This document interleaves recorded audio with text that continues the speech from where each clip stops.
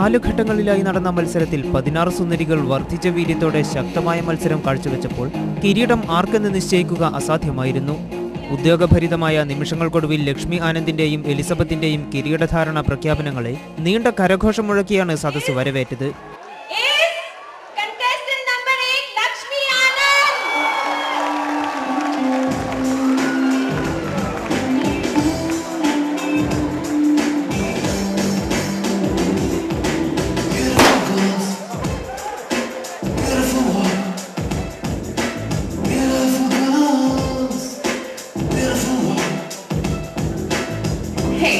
Hello, it's Catwalk.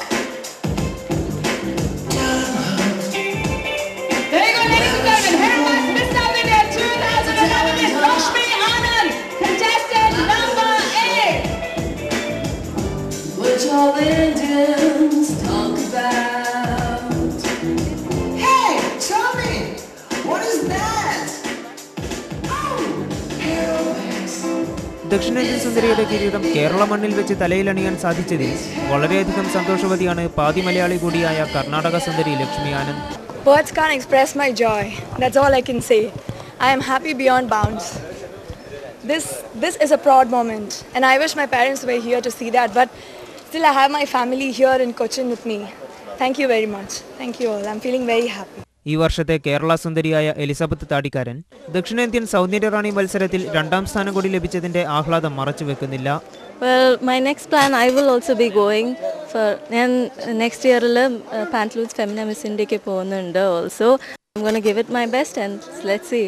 I might make it big. സദസ്സിനെ പ്രകമ്പനം കൊള്ളിച്ചും നൃത്തത്തിന്റെ മാസ്മരിക ലഹരിയിൽ ആറാടിച്ചും ഇടയ്ക്കിടെ രൺദേവിന്റെയും ഇനിയയുടെയും കലാപ്രകടനങ്ങളും അരങ്ങേറി.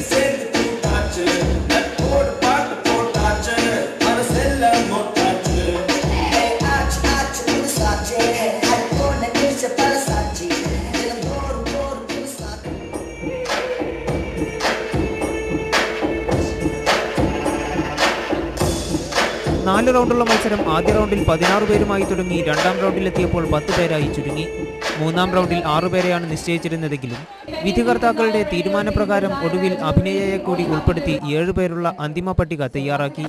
കേരളത്തിന്റെ പ്രതീക്ഷകളെ വാനോളമുയർത്തി മലയാളി സുന്ദരികളായ എലിസബത്ത് താടിക്കാരനും തിങ്കൾ ഭാലയും ആതിര അജിത്തും പൊരുതി നിന്നെങ്കിലും ഒടുവിൽ കേരളത്തിന് എലിസബത്തിന്റെ 2ാം സ്ഥാനം കൊണ്ട് തൃപ്തിപ്പെടേണ്ടി വന്നു.